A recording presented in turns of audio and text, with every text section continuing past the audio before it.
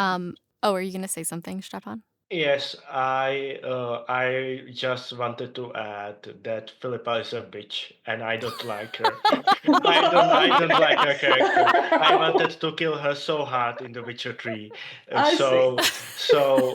I just wanted to bring it in here after we talked about the Lodge, and still not a good person. No, I could tell that this is something that you've really been burning to say, and I'm glad that you found this to be a safe space to release that, because that must have been really. It might be the cold open for the episode. You're welcome. Yeah, it was so funny.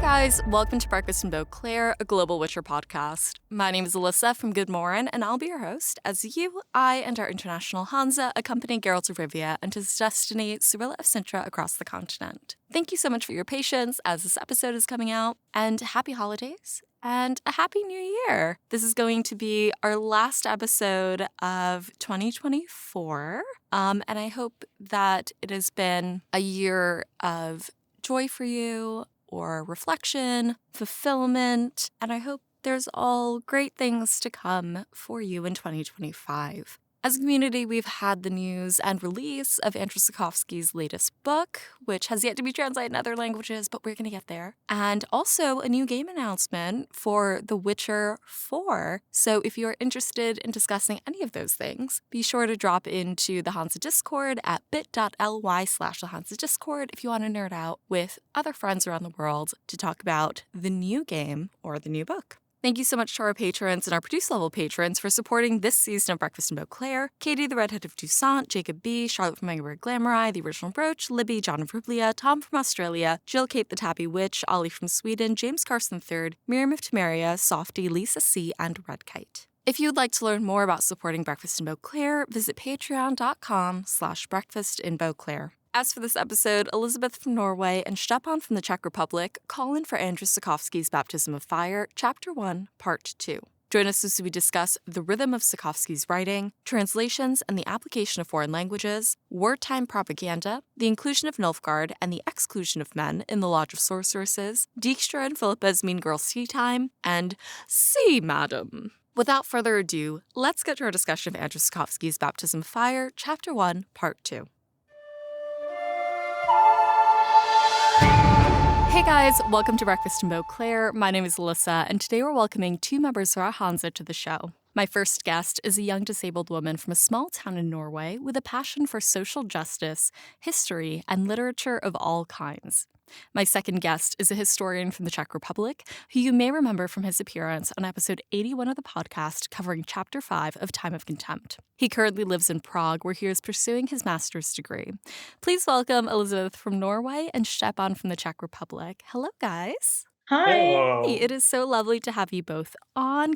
Elisabeth, this is your first time on the show. Welcome. It's so lovely to have you. And as a new guest, why don't you tell our listeners how you got into The Witcher? I would love to. To start at the beginning, all three of my big brothers are big-time gamers. So I remember my brother buying this huge limited edition box of the third game. And I remember sitting next to him while he was playing the Bloody Baron side quest and thinking, this is very dark. Gosh. Classic. Yeah, like, oh, I had no idea this was what the game was like. And then I remember hearing that Netflix was making a show, and I was really excited on his behalf. And I was like, have you heard about this? This is coming out. Are you excited? And he was, yeah, I'm going to check it out. And then we all did at Christmas time when it was released. And Betrayer Moon, the first season, I was like, I need to read this. I want to know everything that I don't know.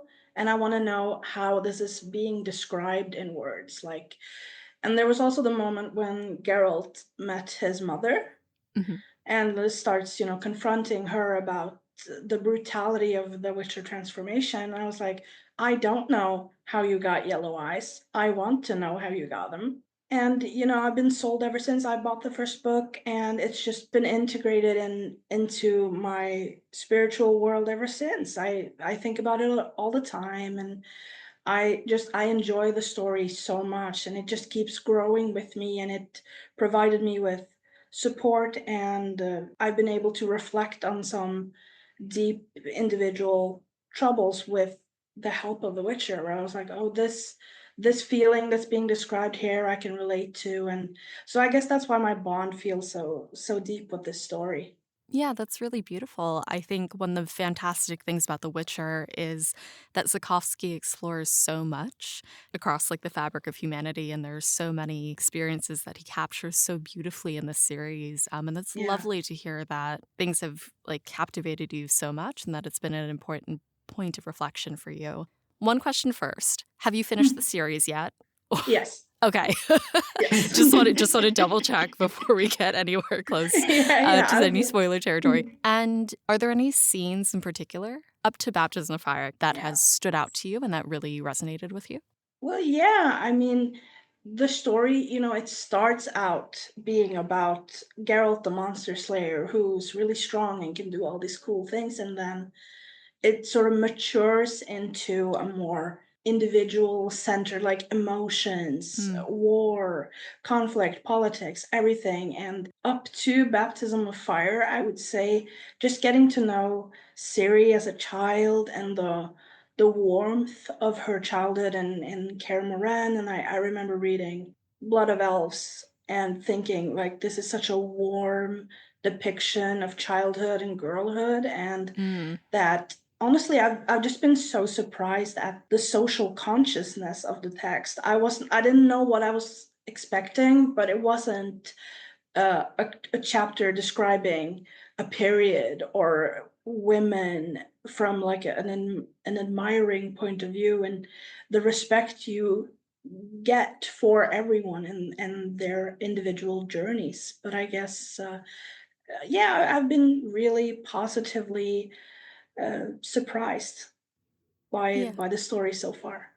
Usually you ask about translations or stuff in the text, and Yeah. Okay. I have a couple tidbits here that I'd like to say. Yeah, let's do it. I'm really excited because Sapkowski does have a little bit of a Norwegian, Nordic influences throughout the text. And my favorite is that there is a location that is mentioned in the saga. It's called Elsker deg Pass. Mhm. I guess it's in the later book, but I also think that the Hansa chooses not to go that way at some point. It's Yep. mentioned as a location. Sounds Yeah. right. Yeah. We're just not going to do the real quest. No, we're not going to do that. That means I love you pass. Oh. That is elsker is the Norwegian word for love. I think it's so nice. It just and I will also say, if I can, I'm not a linguist of any kind, but the thing about the Norwegian word for love is in American English, that is the only word that you have. You say I love you, Mhm. and it means sort of the same thing to whomever you say it to. You can say I love a food, I love a friend, I love this and I love, but in Norwegian we have a nuance here that is like, I can say that I like you in Mhm. Norwegian. This is jeg liker deg. It's a tier below the Mhm. word love. For example, Geralt says to Ciri, I love you. One point you can think that means the strongest feeling that you can have for something. Yeah. Means the same as love, but it's much stronger and more enduring. And when you profess that you elsker someone, that is a really profound statement. And that's why I just love that it shows up randomly in a geographical location. Yeah. But and I've been, honestly, ever since I started listening, I've been like, oh, if I was on the show, I would have to say that that's a thing. Did you read the books in Norwegian or English and you just picked up some Norwegian influence along the way? Oh, I read them in English and picked up the influence. Actually, the Norwegian translation is in the works. I think the first book, The Last Wish, has been translated to Norwegian. And I guess one thing that I've been thinking is because the word for Witcher is, I thought it was a little strange. I just wouldn't think that that's because the word for Witcher, like they've chosen to call Geralt Volveren, and that is a Nordic mythology thing because there are certain people in Old Norse that would be sort of like a witch, I guess, not like doing spells, but like an old wife that does in small spells and magic, and she's able to foretell the future by, and this is typical Viking violence, she kills an animal, opens it up, and she reads the future from the entrails of that animal, and that is a wolfspaw. It gives it a little bit of a magic flair. Yeah.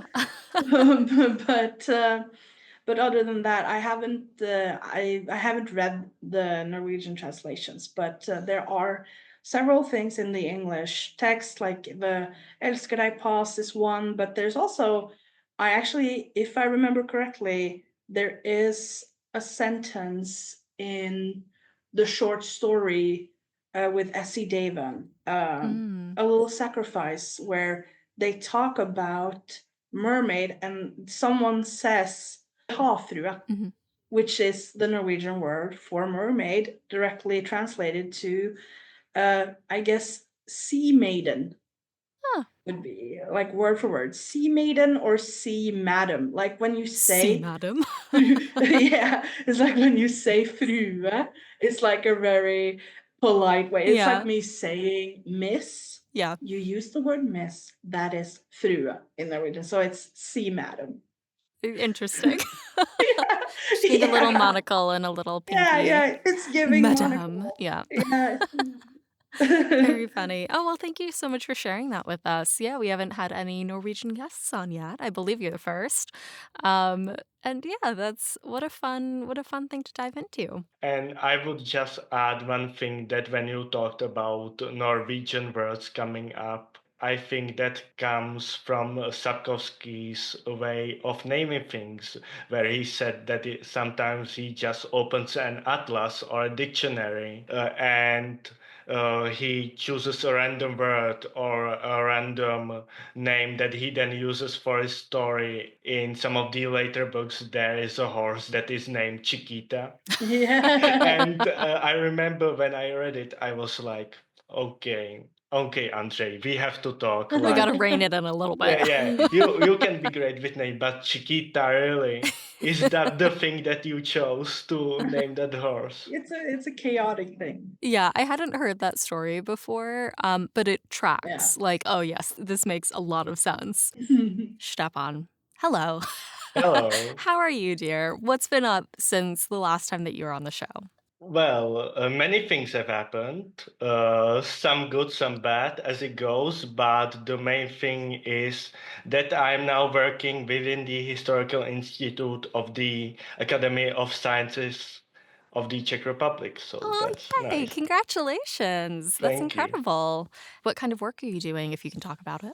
I am working within the Historical Institute and within a section that tackles the history of everydayness, which is a term that we use on our website. So that is from where I took it. And it is the ordinary stuff that people don't usually record, but occupies the vast majority of their lives. So, for example, how they are eating, dressing, or how they are carrying on with their day. So the documents that we are working with deals, for example, how this person is celebrating Christmas, or how this person is reflecting about the communist spirit in Czechoslovakia, or how this person is reflecting on his first date, which took place on 9/11, stuff like that. And it is a job that feels purposeful.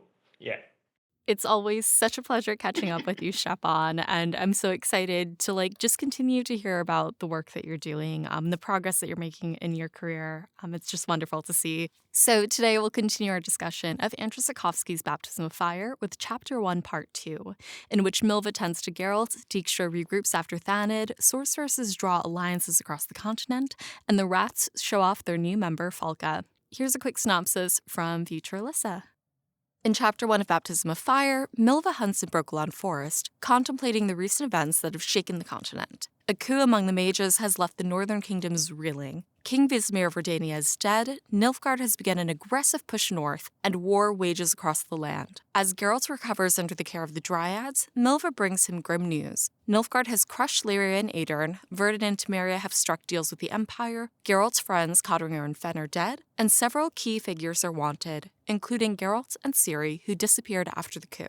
In Redania, Dijkstra pieces together the complex political puzzle. He writes to Philippa Eilhart, sharing his belief that Ciri has been taken to Nilfgaard and detailing the fragile alliances forming in the shadows. During a meeting with the Nilfgaardian ambassador, the envoy claims that Ciri sought asylum in the Empire and, as the reigning queen of Sintra, her lands and vassal states may soon be allied with Nilfgaard. Francesca Findabair is declared Queen of Dol Bluthana with the Empire's support. The whereabouts of Vilgefortz and Yennefer remain unknown. While the Empire is also searching for them, it agrees to exchange the sorcerers for Cahir Mar-Differin ap Keliak. After the ambassador leaves, Dijkstra sends Philippa the identity of the knight in the plumed helmet and news that the Nilfgaardian Secret Service are also searching for him. Puzzling over the motive, Dijkstra speculates that the knight betrayed the Empire by failing to capture Ciri at Thanedd. Meanwhile, Philippa proposes the formation of a secret global assembly of sorceresses, including Triss Merigold, Keira Metz, Margarita Loantiel, Sabrina Glevissig, and Sheila de Tankerville from the Northern Kingdoms, Francesca Findabair of the Elves, and Asir Varanehed of Nilfgaard. The new assembly will replace the former Chapter and Council of Sorcerers and operate outside of the constraints of kingdoms and war, ensuring that the magical community serves its own interests. The sorceresses plan to reconvene in person in the coming weeks. Elsewhere, the infamous bandits known as the Rats parade through a village. The group throw coins to the villagers in a symbolic display of appreciation, defiance, and confidence. However, this reckless behavior comes with consequences. Later that evening, soldiers come searching for them, and a local father beats his daughter Milena for dressing like Falka. The rumors of Ciri's flight to Nilfgaard drive the Witcher to abruptly leave Brokilon. As Milva continues her journey, she crosses paths with a Scoia'tael commando preparing for battle, a reminder of the ongoing war between humans and elves. Despite the threat of danger, Milva presses on to catch up with Geralt. So now that we've gotten a synopsis on this chapter, I would love to dive in to your overall thoughts and any highlights and lowlights that you guys had. The highlight of this chapter, of course, was the man, the legend, the myth, Dijkstra, or Dijkstra, as the Dutch people would say. I remember when I first started reading the Witcher books that I immediately fell in love with his character because in contrast to, I would say, some other fantasy series, Dijkstra is actually smart. Mm-hmm. He's like a smart character, and I mean that like in the way that sometimes some authors, not just in fantasy, but in genres general, they are trying to write smart characters that come off as really dumb or simplistic, but with Dijkstra, I would say that Sapkowski succeeded and created a multifaceted character that at least seems on the outside that is very smart. Yeah, Dijkstra is fascinating, and I'm so excited to dive into more about him and his motivations as we continue our discussion. Elisabeth, what about you? Any thoughts, highlights, lowlights? Yeah, for me, I love this chapter. It really is one of my favorites to come back to because I think that Milva's introduction is so beautiful. Mm-hmm. It really captivates me, like the beauty of the language and the scenery and everything, like the build of the chapter with the description of the forest, the hunt, her bow, and the archery, because I've always been really fascinated with archery. Yeah, and I personally believe that I would be really good at it too. Let's do it. Yeah, and this chapter it has such beautiful descriptions that immersed me in this character, and she hasn't even said a word yet. And I respect her because of her skills, and I understand that she is significant in her world, which is different than where we've been before. Like we've been in Broken Forest before. We met the Dryads. We met the queen, which I don't remember the name of right now. Lady Eithne. We've met her before. Who knows if that's the right pronunciation, but that's neither here nor there.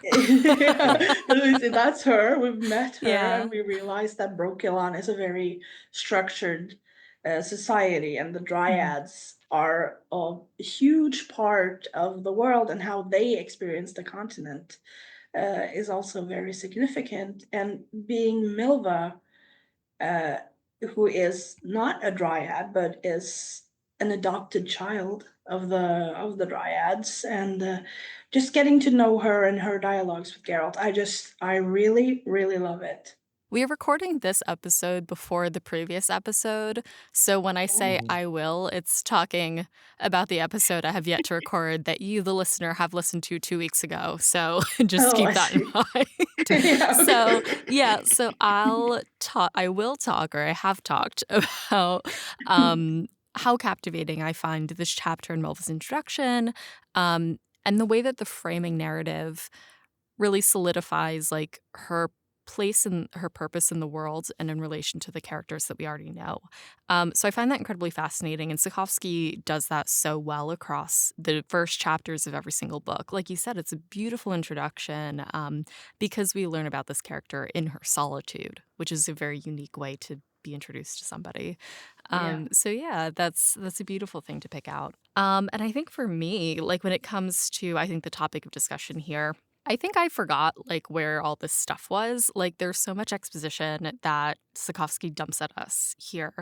But he does it in such interesting ways, like with Dijkstra talking to Ori, Dijkstra talking to the ambassador, and then the Lodge. And I think this initial meeting of the Lodge is, I find, like a chapter highlight because there's so much, intrigue and politics. And again, like you said, the descriptions are so fascinating. The way that Sapkowski describes the sorceresses and the way that they describe each other is so catty and silly.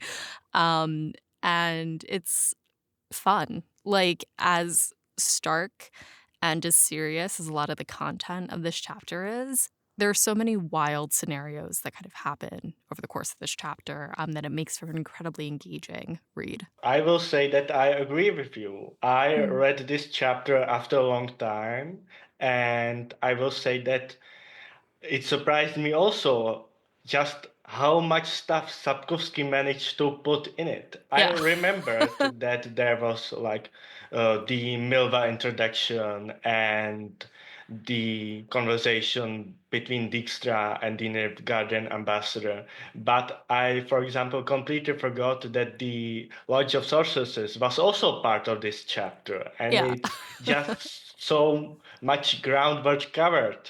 I was really surprised by that. He manages to be both verbose and efficient at the same time. Sometimes. That's not like a hard and fast rule for Sapkowski, but like when he does it well, it's done very well. I don't know if this is something that you guys resonate with, but don't you think it's kind of rhythmic, like almost like a song, because there's so much setup and reward in a very like short time. It's like Milva, the Lodge, Dijkstra, and all of these things feel familiar in how it's set up. It's almost rhythmic, almost like a song or something. I don't know. It seems familiar in a way. I was reading it, and at least for me, I read it very fast. And then it's like, oh no, there's a lot of info here. You have to be careful not to be swept up in the rhythm, so you can get all the information that he's just laying out there for you in chapter 1. Describing it as rhythmic is really nice, especially when Sapkowski kind of hits the same beats, and he loves using repetition. So one of the things we'll talk about, one of the things that we have talked about in the last episode that I will talk about later tonight is the concept of a baptism of fire. And like that is just kind of like harped on throughout the book. That is the title of the book. And kind of every time you hear that, gong, it's just like, time for another look at this. Yeah. It is a very paced book, which is, I think, nice from whatever the fuck happened in Time of Contempt. And we're kind of back to like the rhythm of the march and everything. And that, of course, starts here in chapter 1. Now let's head off into our discussion questions. As this is part 2, we have split the questions thematically between part 1 and part 2. So today we'll be talking about some of the scenes with Dijkstra, the Lodge, and the war at large. So our first question for you guys, what stakes does Sapkowski set for the North and Nilfgaard at the start of the book?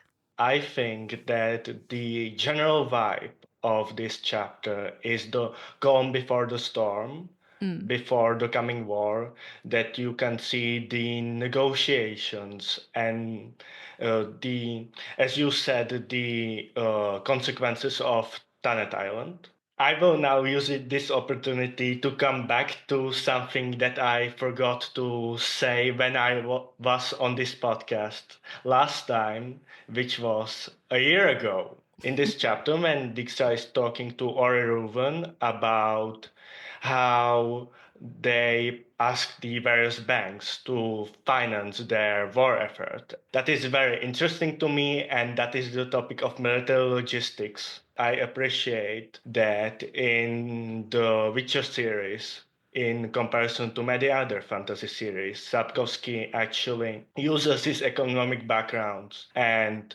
informs the reader how the various things are financed. How, for example, if for every guy that is like out in the field, you have like 4 people or more that are cooking his food or bringing the supplies. And I think that is a wonderful way that Sapkowski is deepening his world and making it more realistic. I think that's something that we don't necessarily, as you said, think about, or that we're not really exposed to when we read fantasy. But Sapkowski does an interesting thing of like grounding some of the like less glamorous, I'm putting quotes on the word glamorous, parts of military campaigns. Nilfgaard instigated war with the Northern Kingdoms. I feel like there's not as strong stakes for Nilfgaard as the conquering army, just because they're the invaders. Whereas the North is, like, the stake for them is just their way of life and their way of living. I think high stakes for the North if things go south, but Nilfgaard seems relatively stable at this point. I guess I'll just add like my 50 cents. I agree very much that Sapkowski is really good at highlighting the human cost of war. Yeah, the stakes are high, but, they're also distant from the common man. You've said on a different episode, the fact that it's old men that decide that there will be war and young men are the one that does the dying. Yeah. And I think chapter 1, in the musicality of it, we experience the war through the characters very early. Like Milva is resistance, Dijkstra is the political player who's moving pieces and deciding the fate of his comrades. Or, he is like, this smells of the torture chamber. And they're like, Yeah. oh my God, they're doing what? And he just says it really casual for us readers, is like, that is brutal. That is cold. The real stakes of war is the human cruelty, casualty, and we also experience later in the story when the Hansa is established, without spoiling, I think, I can say that there is a point in the story which the whole Hansa experiences something like war fatigue, like cruelty fatigue. They stop feeling things so intensely because it's so overwhelming, and that's really well set up in chapter 1, I think. Sapkowski here alludes to the brutality that Europe has endured during both world wars. And, for example, in a future chapter, we get a glimpse into Nilfgaardian orders that they are using. And Sapkowski himself has said that they are based on Nazi orders that use technical soldiery language for imaginable acts of brutality. It also shows how the Witcher setting is actually anachronistic, because in the medieval period, the kings actually fought in their wars. When, for example, King Henry V of England fought in the Battle of Agincourt, it was actually him and his noblemen, the government of temporary England, actually fighting with the government of temporary France. And actually, it had very devastating effects on the French kingdom, because so many nobles were killed that there was a chaos in how things are going to be run now. When you have, for example, an army of 5,000 men, which for the medieval period was quite a large army, you have only limited resources how to do harm, like to the countryside. And you didn't actually necessarily wanted to like hurt the peasants, because then there would be no one to work the fields. But Nilfgaard is a little bit ahead, and for example has settlers that will come to these ruined villages and begin their life there. So I would say that is a little bit of a foreshadowing how the next chapters are gonna go, because we are not operating within the medieval framework, but within the modern framework and modern wars. And modern wars are very much destructive. I think that's a great call out for Sapkowski's work in general, that it does weave in a lot of modern ideas continually. Like Baptism of Fire has like a very famous scene about like women's right to choose, for example. There's a lot of these ideas that are just kind of folded quietly, or well, not necessarily quietly, but folded into the pages of this book and into a medieval landscape. And I think that it's interesting for that to be somehow more digestible when it's folded into the story, and it makes for very compelling and reflective read, as you've said, Elisabeth. For our next question, the conversation between Dijkstra and the Nilfgaardian ambassador is a string of subtle manipulations and power plays. How does Sapkowski convey the nuances of political strategy here, and what does this suggest about the true stability of alliances in wartime? Well, I think that the dialogue between Dijkstra and the ambassador is very on the nose. It's strategic. It's filled with code and Latin words and languages, and they both want something, and they both have a plan for this conversation.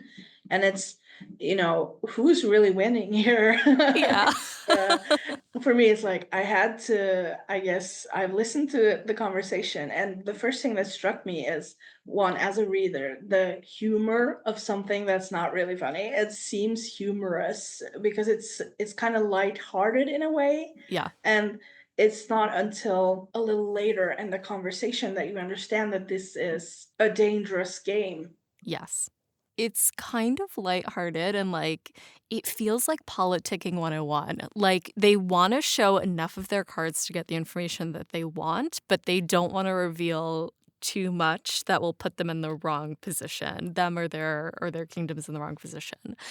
But there's something about it, I think, especially with Dijkstra's interjections of like, this guy's such a dick. Like, I feel like if you took it and you put it like in American high school with American high school girls, it would read the same. Oh, 100%. Yes, exactly. Yeah. It's that's silly. Exactly it. They both want something from each other, but they don't want to say it outright that, you have something I need, I have something you need, here you go.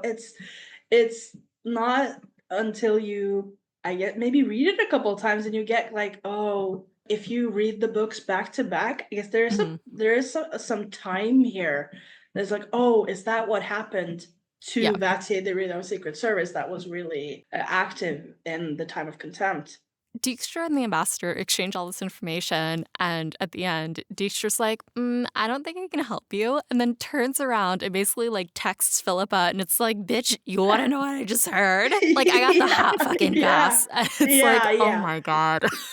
He says it's tea time, Phil. Guess what? You may want to know that this is the guy that they're looking for. Doesn't even go here. Štěpán, do you have anything meaningful aside from Mean Girls comparisons to bring to the conversation? I have one unmeaningful thing and one meaningful. So I will start with the unmeaningful, which is that I really like how Sapkowski used Latin here. Because as a long-time reader of Sapkowski, I know that in his later works, he gets into the habit of using Latin and foreign languages way more. And for example, if any of the listeners have read the Hussite trilogy, there is a wide range of different languages, and not always Sapkowski bothers to actually like translate it for you. So I think here it's actually really well done that he's like, yes, this core language is a bit pretentious, and yes, you actually could talk normally, but we are diplomats, so yeah, we will talk like this. There's so much silly pomp and circumstance. There must be a satirical aspect to it where Sapkowski's like, your politicians are actually like this, so don't take them that seriously. It is social commentary, I think, because you know, politics and politicians are supposed to, like, in a perfect world, they're representations of the people, but the individuals doing the representing does everything in their power to be seen as above the people. I am not a peasant because I can speak Latin. I'm dressed nice. I smell good. I don't know. And especially in The Witcher 2, like common people, like the ones that Geralt meets in pubs, or that Yennefer or the other sorceresses offered their services to, like birth control or other things, like that is a slight separation, but here in this chapter it's done very purposefully to underscore that these people are not a true representation of the people they're representing. When you talked about like the ordinary people, I think that it is one of the features of Eastern European literature because I know that in Poland it was a little different with their nobility and the emphasis that they put onto it. But in the Czech lands, actually, in the early modern period, the country went through a wave of Germanization, and actually the nobles were speaking German and actually weren't speaking the language of the common man. I know that this is a policy book, but I would say the Czech example kind of applies here. That when the Czech nations wanted to find their roots, they looked into the peasants and actually into the lower classes because they were those that still spoke Czech. Also with Poland and the various partitions of it, and all the times that the Poles were not free and were under the rule of foreign powers. There was a disconnect between the average person and the government that was, for example, way greater than in England or in the United States, for example. Yeah, and here comes the thing that I wanted to.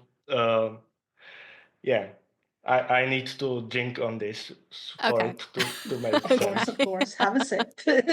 I'm very glad that you talked about the actual content of the scene because I want to now like get to the broader aspects of this picture and the virtual world in general, in that this scene actually demonstrates that the various states within the virtual world actually exist within the Westphalian system of sovereignty.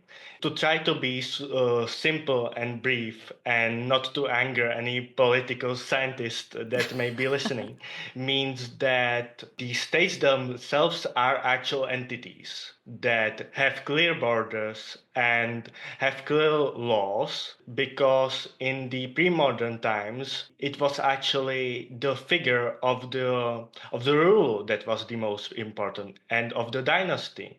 You had some lord that had his dominion, and you had the various systems of vassals. But here Sapkowski clearly demonstrates that Redania has very various ministries, that Nilfgaard has various ministries, that they have official diplomatic relations with one another.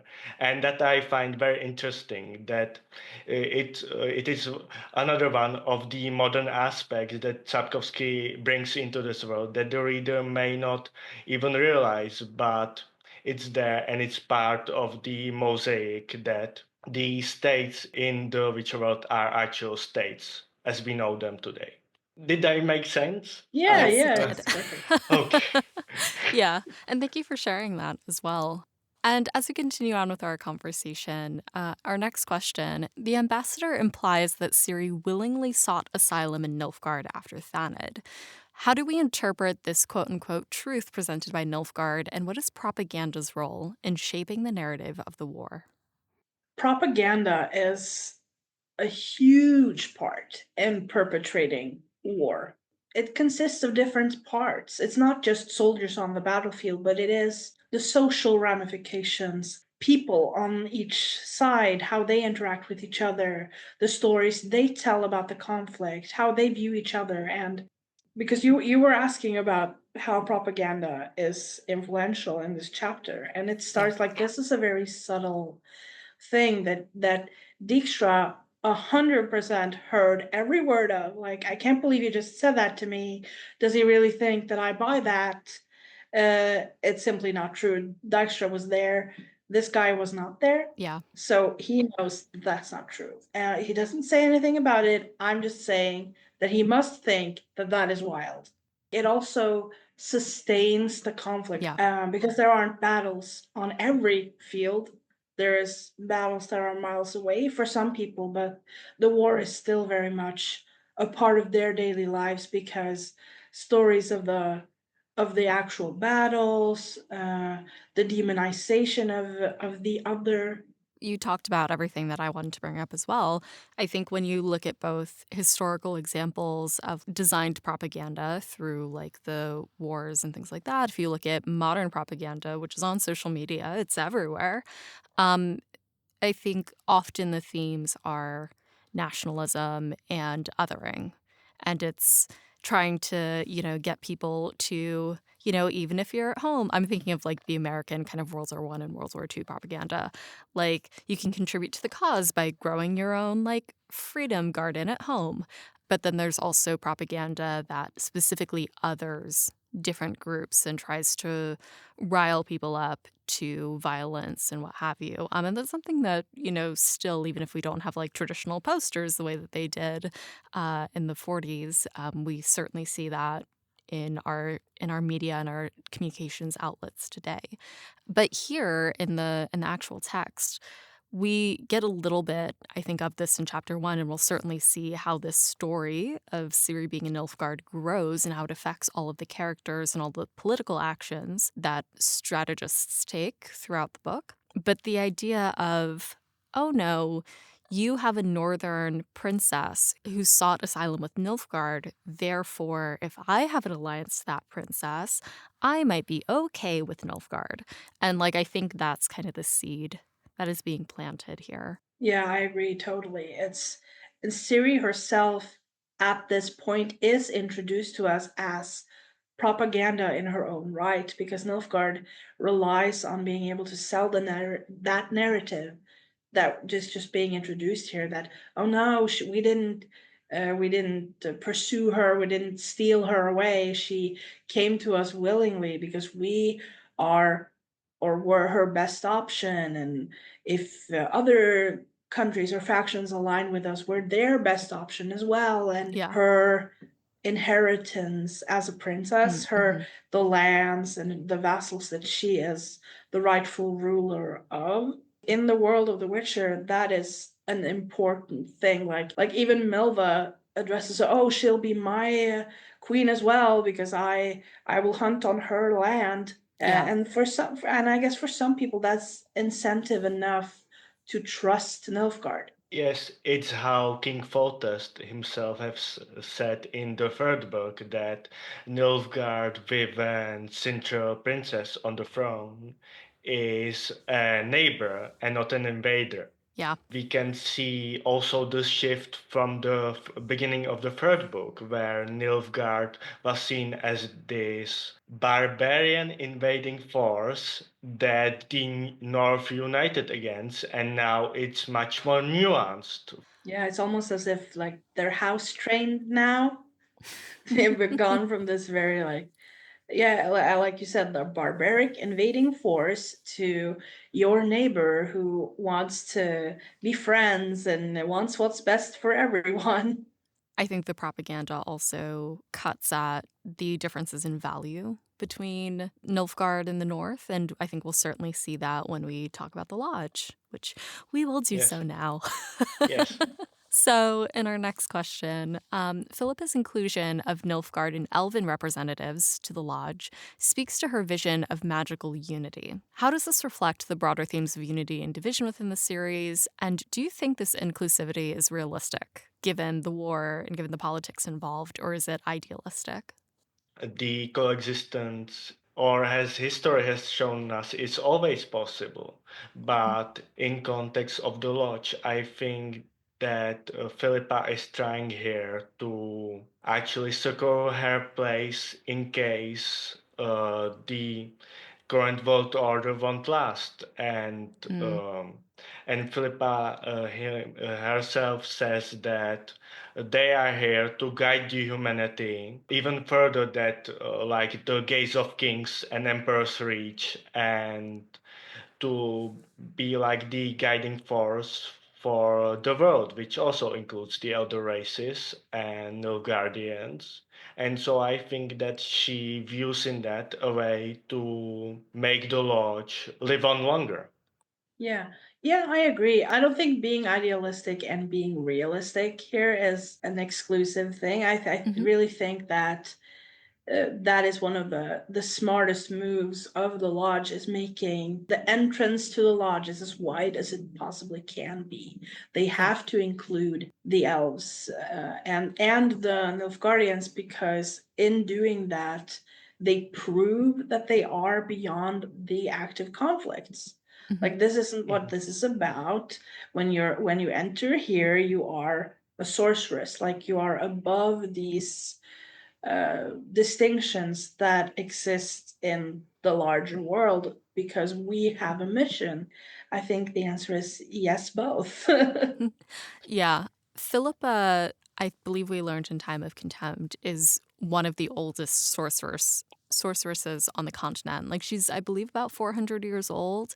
And so she has lived through various kings and monarchies and rulers, and I'm sure little wars and little scraps and things like that. And I can't imagine that in a span of 400 years that this specific war at this specific time really feels that different. I mean, like, you take into account Thanet, of course, like that, really dismantled the entire chapter in the council as they knew it. But in the grand scheme of things, she's really looking toward a future where I think either magic rules, as she says, as its own entity, and that they can also be the stewards of that new reality.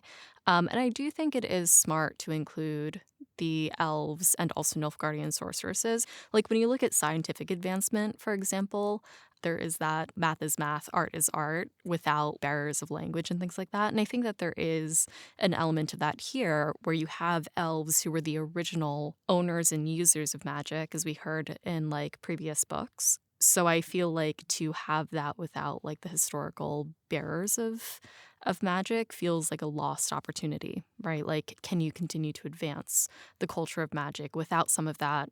Same thing with Nilfgaard. There's probably advancements that they have, or that they believe they have, in terms of their culture and their ability to do magic, that again would probably be a lost opportunity as you continue to look forward.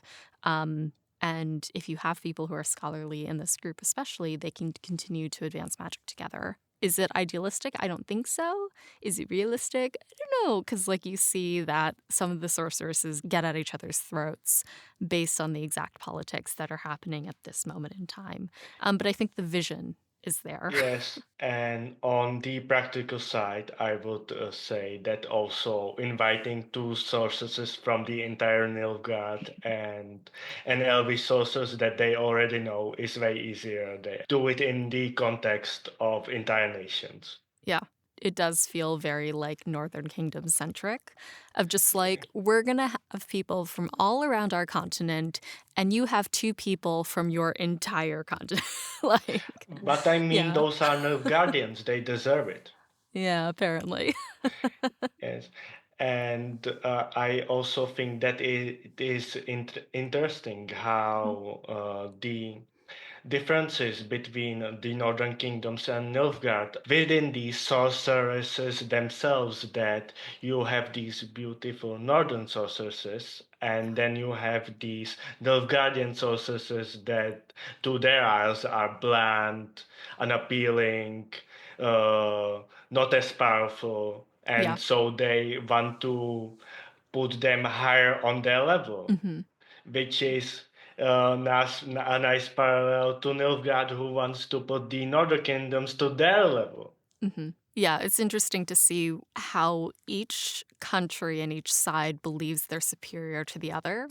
The Northern sorceresses talk about their freedoms, their beauty, and I think when we hear later from Nilfgaardian sorceresses, they believe that they're spreading their advanced culture to the Northern Kingdoms, who they view as barbaric. But I find it so funny that, Sapkowski always finds a way to interject some sort of silly commentary or trope. And you meet Asir, and she's like in that conical witch's hat. He makes a comment about her nose and her black drapery and the sun and stars on her shoulder. And like Triss was like, oh, she must have a cat. I bet it's black. That little high school thing. But he is playing into all of the stereotypes. Yeah, I agree. I think it's really funny actually that the Nilfgaardian sorceresses, oh, so that's where they are, the witches that we what we think that they look like, how they're presented in our culture and in the Witcher world, that's in Nilfgaard, like, because his depiction of sorceresses as these eternally beautiful, sexually liberated, and women who is just sort of like an ideal in their world. Like they have to be beautiful, they have to be like this to succeed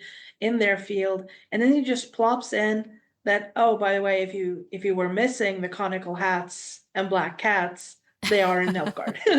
Yeah, absolutely. And I think that's a nice segue into the next question. We've talked about the idealistic view, I suppose, of sorceresses and everything that sets them apart in the Witcher world. However, Philippa, to the other sorcerers' surprise, puts down a rule, excluding men and male sorcerers from the new secret order.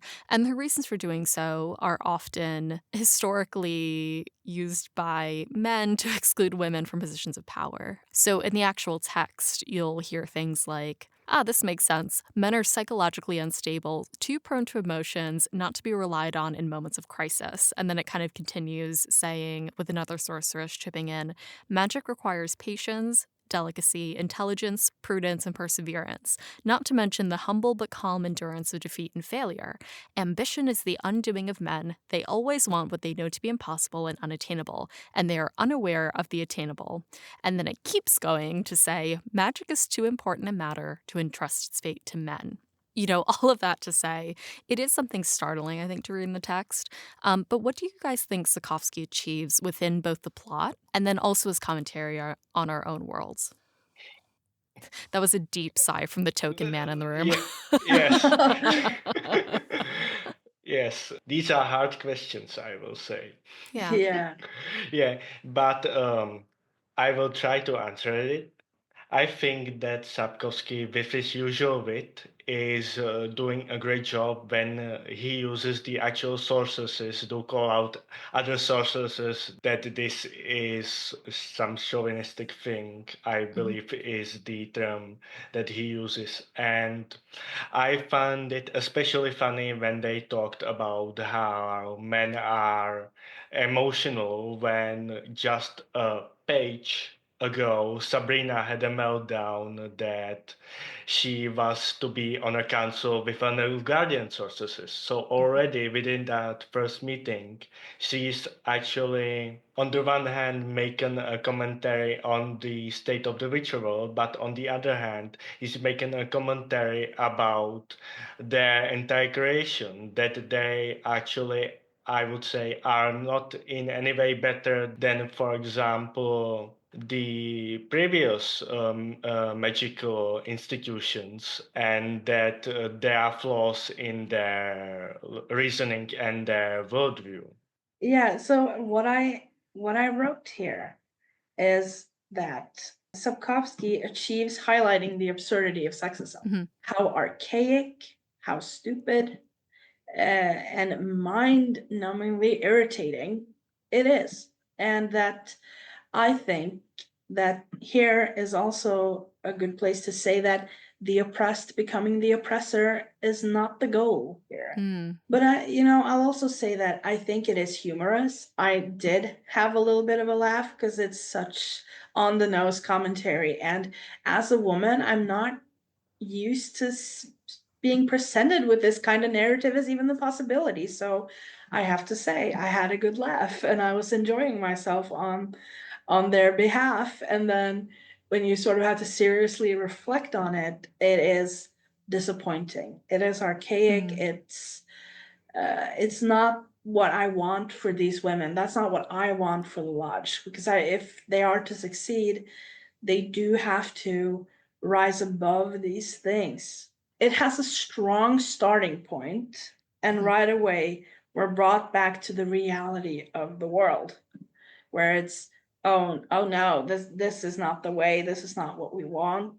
But it is pretty good on Sapkowski's part to make the readers reflect on it in that way. I think is a great narrative tool for a larger conversation about sexism, because if you have a real world conversation about sexism or other types of oppression, the first thing you might say is, well, imagine if it was switched. Would that make you more aware of the unfairness, the absurdity of it? So I think he achieves that, and gives me a good laugh while he does it. Yeah, I think that's like a beautifully accurate way of putting it. Like by reversing the narrative and the expectations that readers have just about our own societies, like it does draw attention to the absurdist nature of sexism. What a wonderful way of putting that. I do wonder, as he was actually crafting the story and the outcomes, like, did he just kind of like look at everybody and he's like, who's left? All of these women, great. But I do think it's interesting to see what each of them brings to the table. I don't know if this scene would feel the same if it did include men or if it was only men. These are all characters that we've seen set up throughout the previous books.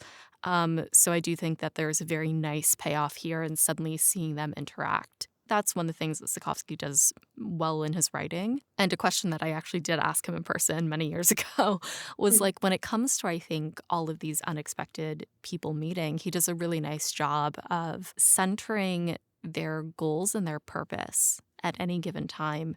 So you see how Sabrina kind of tries to further her interest in the ones of Cadwyn. Francesca also like brings in her own perspective, Asir with hers. He crafts their perspectives and their interactions so well. I had a real joy reading this section of the book. As far as the actual like crux of the question goes, yeah, I don't know if the scene would have been made any better or any worse had there been men in it.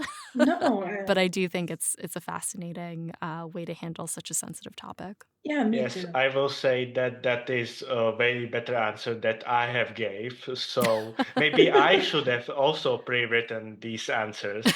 But a note to future podcasters if you are on here. But I would also highlight two other things that are in this conversation. In that one, Philippa explicitly says that the idea of the lodge was created with cooperation with Triss. That shines some light on Triss's character that some people may not be aware about, because this is Philippa's creation, but as she says, it is also Trish's creation. I find it funny that in their entire conversation, they are ignoring the actual and most powerful wizard in the world, which is Wilgefortz, which is a man and which has his own goals and actually is ahead of them. So I would say that is also one another layer of irony that Sapkowski puts there. So I think that's very on brand with him. Especially post-Thanid, Vilgefortz is that kind of ghost looming in the back of everybody's thoughts and conversations, whether that's with Geralt, like after he got a proper thrashing at the end of the previous book, or, with Dijkstra, who knows that the Nilfgaardian Secret Service is also looking for Vilgefortz, as well as, the Lodge, as you've said. So yeah, we will certainly see how that plays out. And, contrary to what I said before, Vilgefortz, in his own weird, creepy way, is trying to advance magic. And it's kind of like, is that the kind of vision that these women have for the future of magic? Is the work that he's doing inclusive of that? And nobody really knows yet because he's a secret boy, but spoiler alert, probably not. Like, he's up to some shady shit over the course of the next few books. Yeah. So when it comes to furthering that vision, I think vision work, putting on my designer hat for a moment, vision work is so interesting because it requires an intangible concept that you can get everybody on board with. So it has to be vague enough that people can see their own work in it. But also specific enough that you can kind of say, that doesn't fit, that doesn't align with what we would like to pursue in the future. So I think that Philippa's kind of little tease of what the future of magic could be is probably enough to intrigue these women, and we'll find out in a later chapter whether it's enough to get everybody on board. Yeah, I totally agree. I also think that a key thing in the Witcher world, like we're represented with these characters, and they all have to try in a way to exist above their circumstances and how able they are to move above their own narrative. And what unites all these different women is their experience of being a woman. No matter how old you are, where on the continent you reside, they all have experiences of being treated as a lesser member of society, even in their becoming sorceresses, like the source of their power, because they had to be as beautiful and as captivating as possible, which in itself is a sexist concept in which they derive their power. So Philippa being able to establish a community and just say, I know what unites us all. And when there is no men in the room, women tend to behave differently. They tend to speak to each other in a way that they wouldn't normally, or be open about certain things that they wouldn't normally be around other men. We're here to talk about our goals for the future of magic. It's a really good thing. So we've got just one question left as we wrap up our discussion of Baptism of Fire Chapter 1. To what extent do Dijkstra and the sorceresses act upon their instincts and ambitions in this chapter? So like when Dijkstra starts gossiping to Philippa, or when Philippa establishes the lodge, do you agree with their actions based on the information that they have and their positions in the conflict? I do agree with their actions here. I think, I'll be honest, I never really considered examining the narrative in that way, that, was that the right choice? I simply go along for the ride, and the way that I see it, I just think this is so intriguing and cool, and I think you really see the strength of each of these narratives from Milva, Dijkstra, the Lodge. I think it's so good. Like the setup, and as a reader, you really do get the notion that you're seeing something big starting to bloom out of these things, and just questioning what's been revealed to you. It's like you understand that Dijkstra wants something, like he has a different agenda. You understand that Milva has to part from her roots in a way. because she isn't a dryad. Well, what is she? Who is she? And when she chooses to follow Geralt on this journey, who does she choose to be in the narrative? Mhm. And the same goes for the sorceresses. Like, now that they're all together and they've been informed that this is a goal, how are they going to evolve in the story? So I guess, yeah, I agree, and I think that they do act according to their instincts rather well. Yes, I would also say that from the point of view of the characters themselves, their actions make sense. As I said in the opening, it's nice to have characters that are actually smart, Mhm. that they have a clear sense of actions and their causalities and their viewpoints.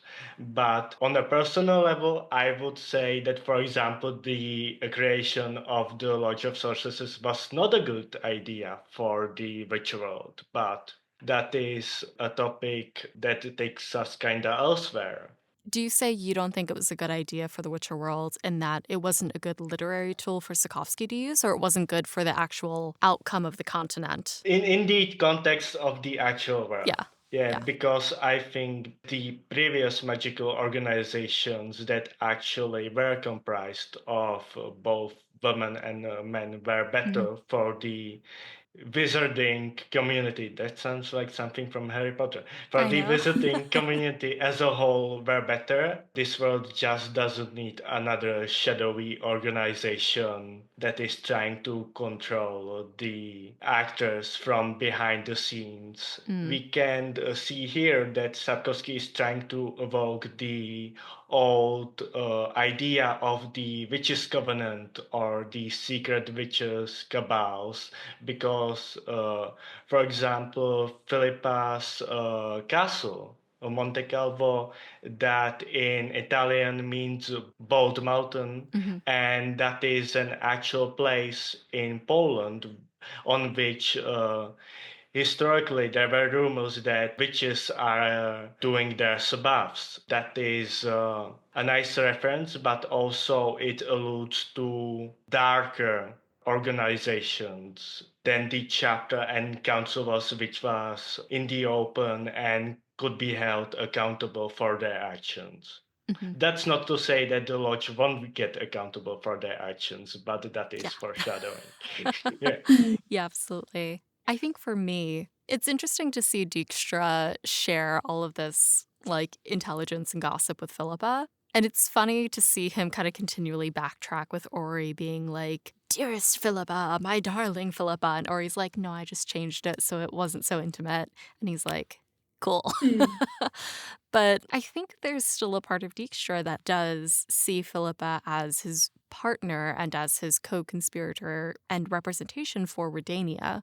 So I think especially in the absence of a formal monarchy now that the king has been assassinated, the Nilfgaardi ambassador even says this. He's just like, Dijkstra is the de facto head of state while the current king is too young and everything is a mess. So I think Dijkstra is acting with Redania's best interests in mind.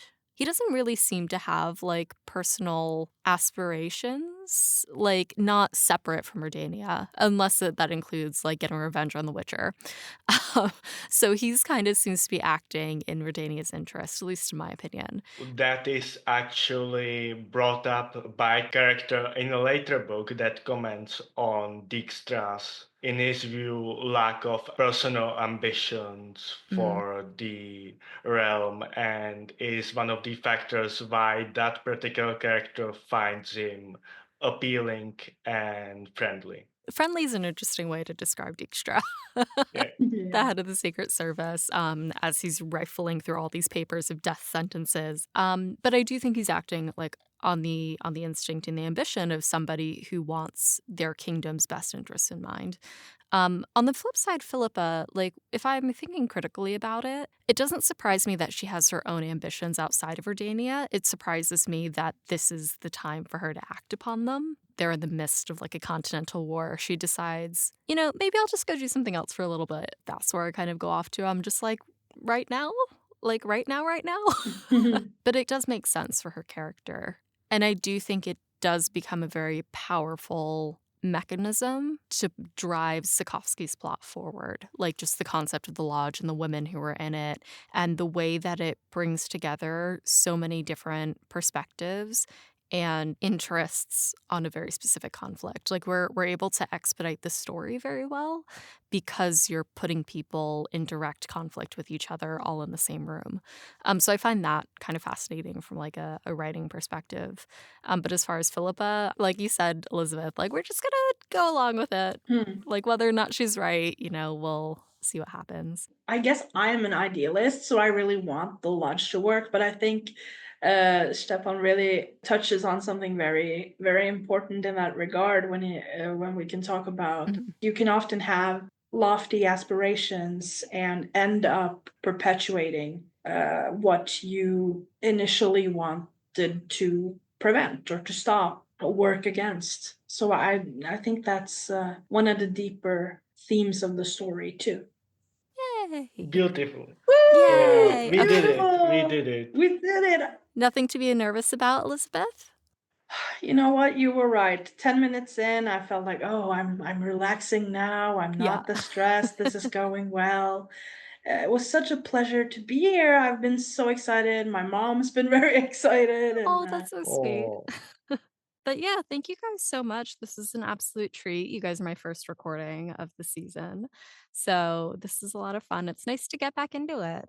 What a pleasure it was to have you thank on. you guys. Yeah. It was such an yeah, honor. it was great. Good luck to the next season, and also congratulations that you made it. You have made Thank a you. wonderful community here. Yeah, absolutely. Yeah, I just want to say heartwarming things, so you will feel rewarded for it. Thank you. I was either way just gonna say that I'm in the Discord, and I would love for people to contact me there and talk to me about whatever's on their mind. If they liked the episode or want to discuss something, I'm really thrilled to be a part of the Discord and the Hansa in general, and I would just love to be bombarded with messages and questions and just moments to reflect with other people. So yeah, you could just say that they can find me on the Discord. Yeah, and also that is a really nice way to not have the feeling that you are just talking to the void. Yeah, absolutely. Of course, we are Yeah. currently talking, me, Elisabeth, and Alyssa, but sometimes you are really wondering, like, are people really listening to this? Like other people? Yeah, but you know what? Absolutely. I think, I read the books, I've read them twice now, and I remember there's such a contrast with, I read them and I was like, I'm having a lot of thoughts about this and that. And I keep, I'm cooking, I'm cleaning, and I'm thinking about it. What was that? What does that mean? And I Google it, and there's always a Reddit thread that I can, disappear into or whatever. But the Hansa and this podcast has been such a great tool for me to realize that, oh, you know what? I wasn't the only one who was really moved by this or angered by this. And it's been such a great pleasure to be part of a community and to be able to share reflections and know that the void is actually full of people. If you The void will wave back. Yeah, the void will wave back, and everyone agrees on some things and disagrees on others, and it's always a great chance to think about this story that unites us all, that we love so much. Yeah. Oh, what a beautiful thing to say and a beautiful place to end. So that is it for our show today. Elisabeth, Štěpán, thank you so much for joining us for this episode, and thank you to our Hansa for listening. So you could find both of today's guests in the Hansa Discord at bit.ly/the Hansa Discord. And next episode, join us as we continue our discussion with Andrzej Sapkowski's Baptism of Fire, Chapter 2. Thanks for joining us at the breakfast table. For show notes, transcripts of each episode, and a complete list of our social platforms and listening services, head over to breakfastinbeautclair.com. Breakfast in Beauclair is created by Alyssa from Good Morning. It's hosted by Alyssa. The show is edited by Alyssa with music by Alex Berner. Breakfast in Beauclair is produced by Alyssa in New York City with Katie the Redhead of Tucson, Jacob B., Charlotte from Ingrid Glamour, the original Roach, Libby, John Verblia, Tom from Australia, Jill Keith the Tabby Witch, Ollie from Sweden, James Carson III, Mira from Maria, Softy, Lisa C., and Red Kite.